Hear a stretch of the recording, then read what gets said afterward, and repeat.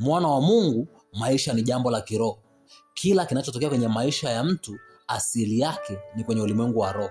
Kila jambo linalotokea kwenye maisha ya mtu kwenye ulimwengu wa damu na nyama, chanzo chake ni kwenye ulimwengu mama, ulimwengu wa roho. Matatizo na changamoto zinazotokea kwenye maisha ya watu asili yake ni rohoni.